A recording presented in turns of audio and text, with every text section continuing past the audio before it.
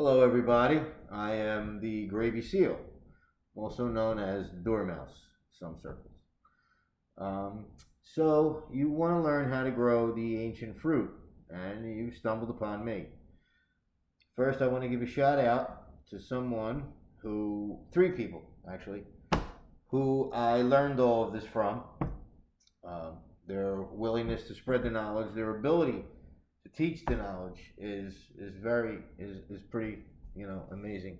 First and foremost, I want to talk about where I learned 90% of this hobby, because I did a lot of searching, I did a lot of research, and when you start looking and you're like, man, I don't understand any of this until I stumbled upon the Canadian Shroomer.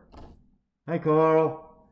Carl is, he is just a joy. Why this guy isn't on like national television, I don't understand. I mean, just a joy. Just he spreads only light all the time.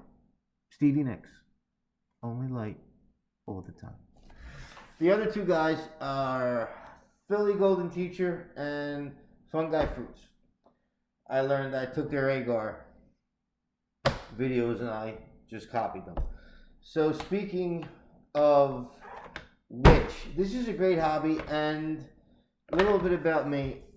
I been taking Cymbalta for I don't know, man, 14, 15 years, and I got I have anger issues. I'm an angry little fella is what I am. Angry little fella. And they gave me the Cymbalta, and I got to be honest, it really helped. It really did with the anger, and it helped. I got what I needed from it. But after so long, it became, I call it Cymbalta numb.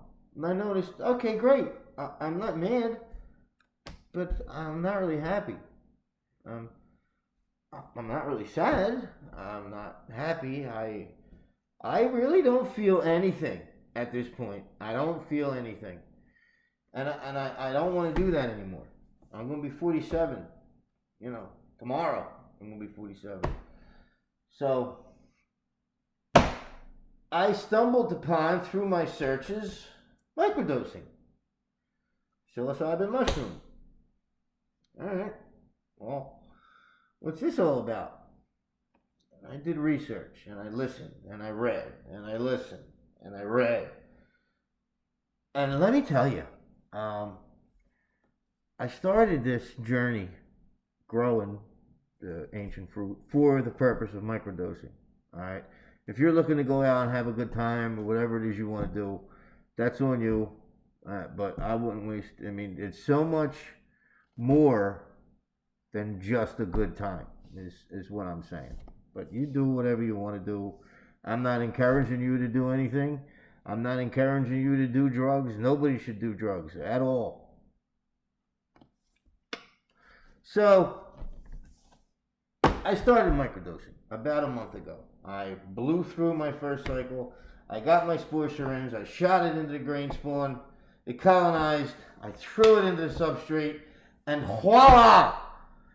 Through all Carl's efforts teaching me how to do this, it worked. My God, it worked. But there were tiny little shitty, tiny little mushrooms. Not like the nice ones people are growing. I want to grow nice ones. So, brings us to agar.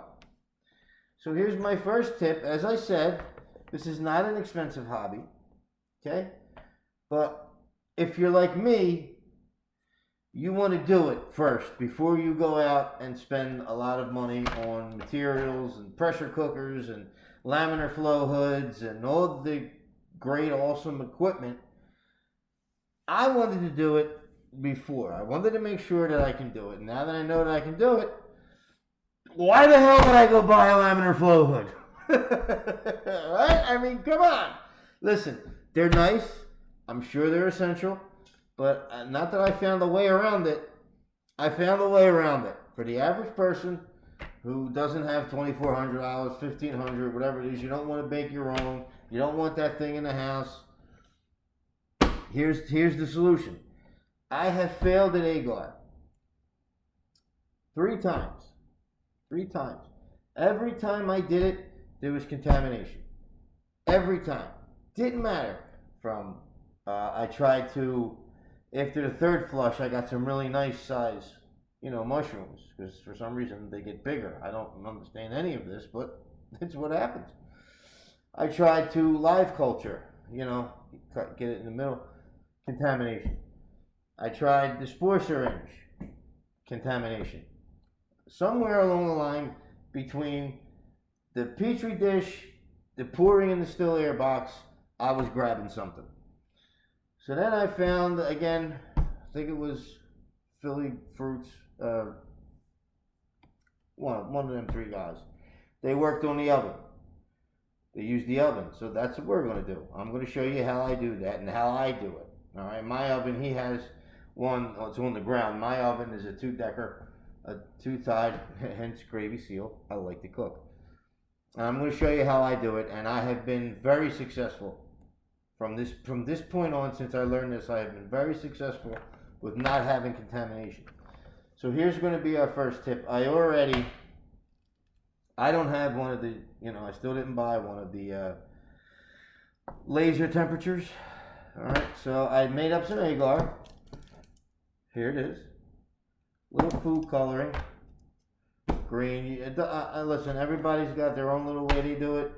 I used from when I used the spore syringe to the agar, I used potato flakes and corn syrup because I heard that's better for the spore syringe. I don't know if that's true, whatever. I did that. And when I transferred from the spore syringe agar plate, I'll show you that tomorrow when I'm transferring them. I'll show you how I do that too. So here's the agar. Mixed it up. It's already been pressure cooked. All right, I mixed it up, pressure cooked it. I also pressure cooked along with it 500 milliliters of agar, 500 milliliters of water. All right. What this jar of water is going to do for me is you're going to just fill it up with 500 milliliters of water. Just don't put the cap. You're just going to use the band. All right.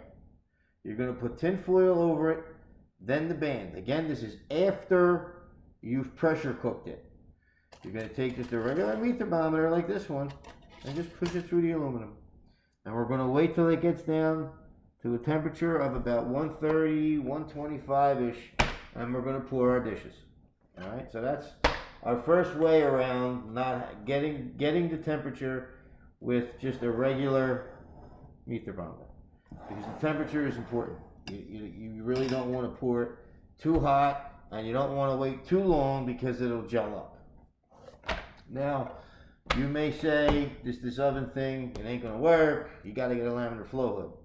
Well, maybe you do got to get a laminar flow hood. But I'm telling you, so far, since I've used this oven, I have had no problems with contamination. None.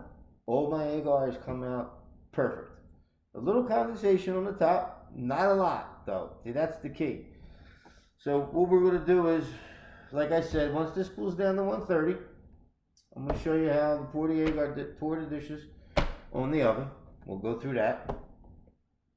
And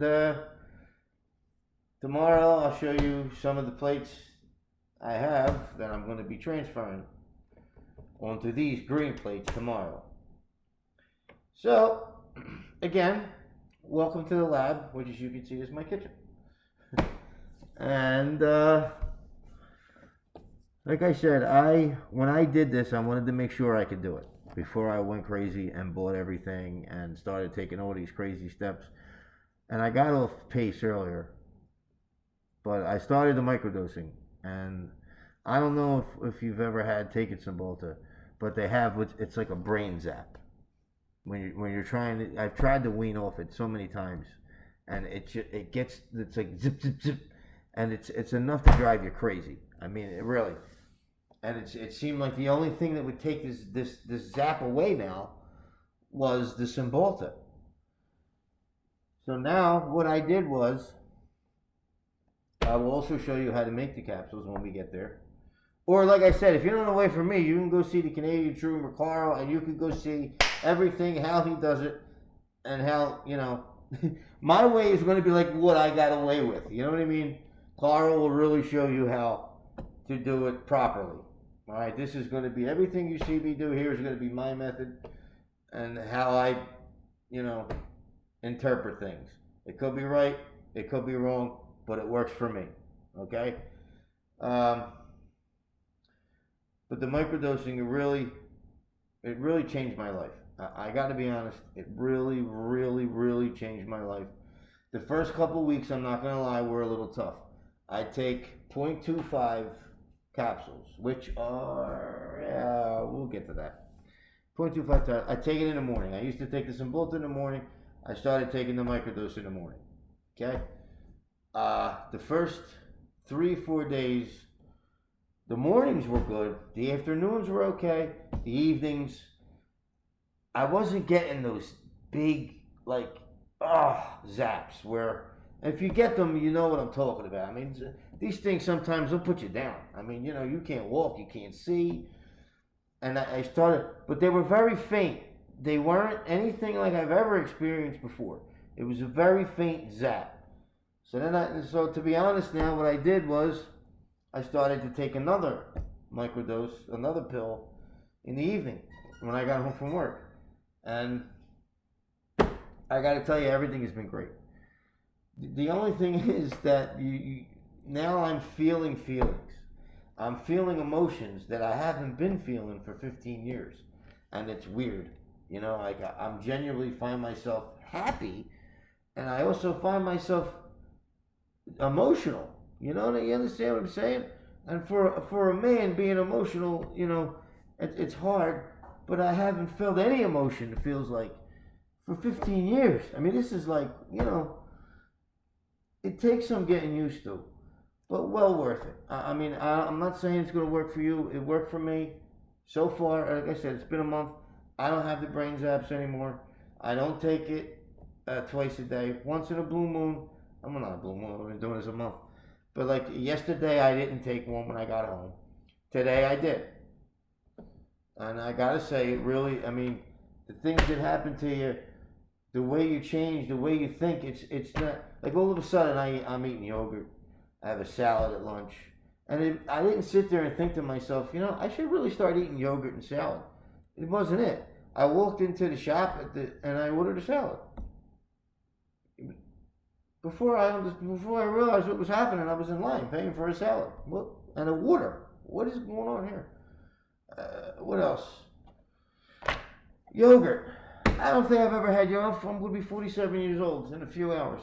I never had yogurt in my life. Now all of a sudden, I find myself at breakfast grabbing a yogurt in the cafeteria. And here I am in line buying a yogurt. What is this even going on? How is this even, smoking? I've been smoking a pack a day. I'm down to 5. I'm down to 5 cigarettes from smoking a pack, a day and a half. A pack. But these changes I'm going through, they're not like conscious. The smoking was. But like the eating better, the taking the stairs at work sometimes. I don't take stairs. Look at me. I take stairs. But I have had nothing but positive. Like I said, a couple of little, if you know what the brain zaps are, I know you're going to be very concerned with that. Believe me, they do help. I am microdosing. I use Golden Teachers. It worked great.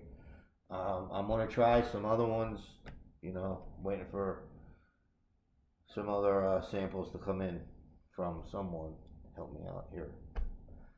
But, so far, it is definitely worth it. You should really do all your research, look into it. It's not addictive. On the weekends, you don't take anything.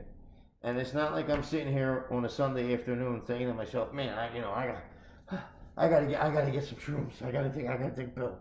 No. And the reason you don't take any on Saturday or Sunday is because you don't want to build a tolerance. You don't want to start having to take, a whole gram and a half just to keep you mellow. I'm not saying, it's not necessarily a bad thing, and if you got no. you're not going to be sitting and work like tripping and seeing elephants. It's not, you're not getting that kind of dose. What it does for you is really, what it done for me is actual amazing, and I can't believe it. It had such an impact on my life that I understand why now Carl said he had to share this information, because I feel like I have to share this information. You know, I mean, it's really amazing, and the hobby is fun. It's fun. It's a good time. There's a lot of big words and stuff like that, and I'm going to show you. Listen, this is how I do it. And this whole agar thing now, like I said, I'm going to show you how I pour it without an oven, with an oven, with an oven, not a laminar flow hood. So you don't have to go out and get that laminar flow hood. Maybe someday you will, and you may, if you how farther you want to go with this. But you know, the one thing I would recommend that you do get is a pressure cooker. You could, I went through like I said, I did a run with everything, and I managed to do everything without a pressure cooker, but you're not going to do the agar without a pressure cooker.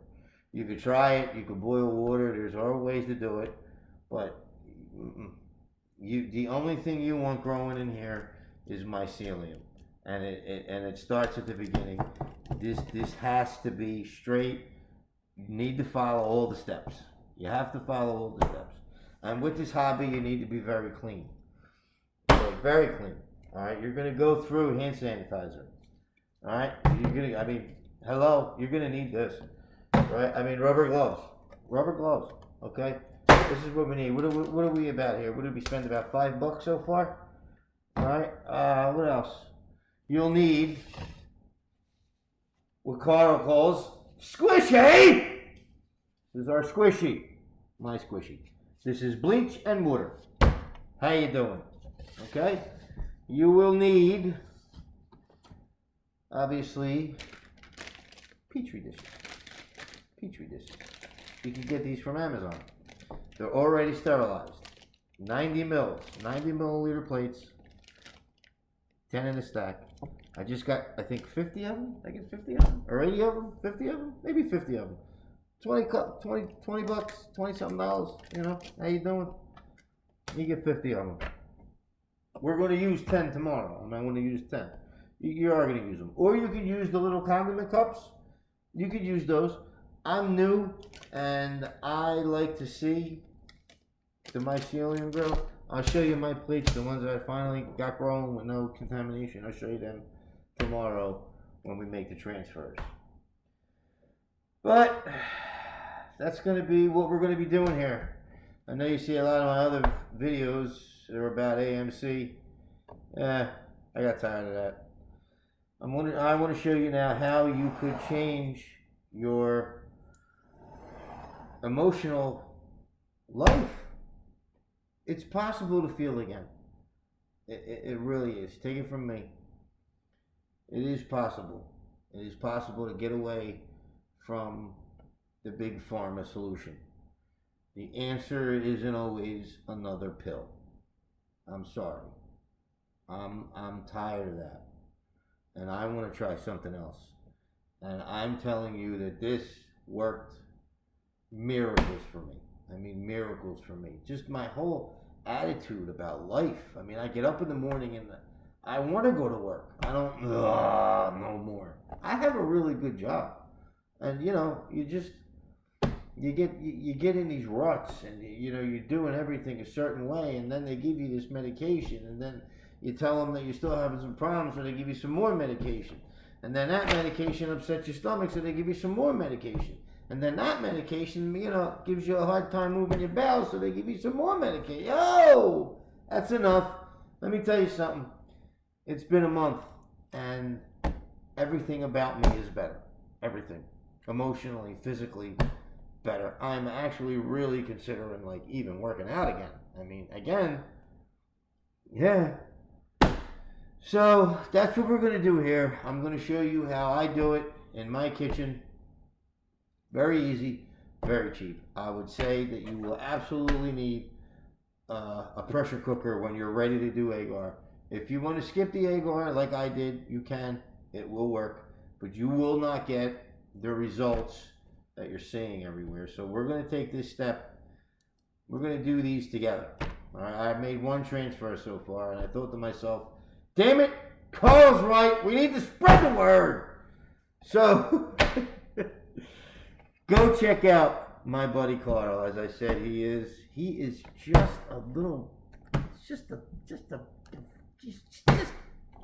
awesome. All right, so I will be back when we're ready to pour. All right, so thank you. I'll see you in a little while.